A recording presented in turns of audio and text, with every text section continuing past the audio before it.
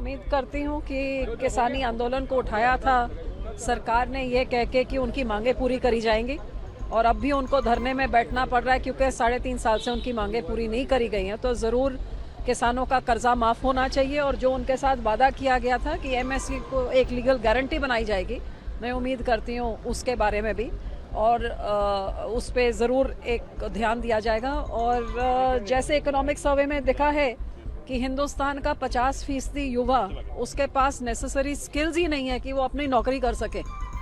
तो ये बेरोजगारी एक बहुत बड़ा मुद्दा है, महंगाई बहुत बड़ा मुद्दा है, किसानी कर्जा और किसानी संकट बहुत बड़ा मुद्दा है। मैं उम्मीद करती हूँ सरकार इनको एड्रेस करेगी। हर बार की तरह इस बार भी हमारे एक्सपेक्टेशंस हैं, ख़ास तौर पर हमारे जैसे पिछड़े राज्य झारखंड के लिए वहाँ कई तरह की समस्याएं हैं जिसके लिए हमारे माननीय मुख्यमंत्री जी बार बार केंद्र से मांग भी कर रहे हैं। आपको पता होगा कि हम लोग कोयला सप्लाई करते हैं पूरे देश को, वहाँ इतने खनिज पदार्थ हैं। हमारा राज्य बहुत ही पिछड़ा राज्य है, लेकिन कोयले की रॉयल्टी का 1,36,000 करोड़ का बकाया बार बार मांग के बावजूद नहीं कंप्लीट किया जा रहा है देकर। इसके लिए अलग से बजट होना चाहिए कि इस तरह की बकाया राशि दे दिया जाए ताकि राज्य अपनी प्रगति में उसे लगा सके। दूसरी बात कि आग लगी हुई है वहाँ पर धनबाद में, झरिया में कोयले की खदान में ज़मीन के नीचे नीचे आग तेज़ी से फैलती जा रही है। कितनी कीमती कोयले जलकर खाक हो जा रहे हैं। उसके लिए बड़े बजट की ज़रूरत है, अलग से एक प्रावधान होना चाहिए, डिज़ास्टर मैनेजमेंट टाइप का कुछ उसके लिए होना चाहिए ताकि वो आग भी बुझ जाए और वहाँ के लोग बच सके।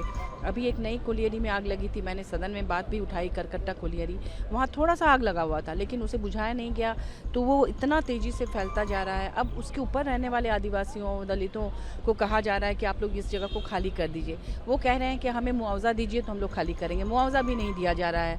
तो CCL या जो भी कोल इंडिया के अंडर में है, ये केंद्र सरकार के अधीन है, इस तरह के डिज़ास्टर पर भी ध्यान देने की ज़रूरत है। बजट में इसका भी प्रावधान होना चाहिए।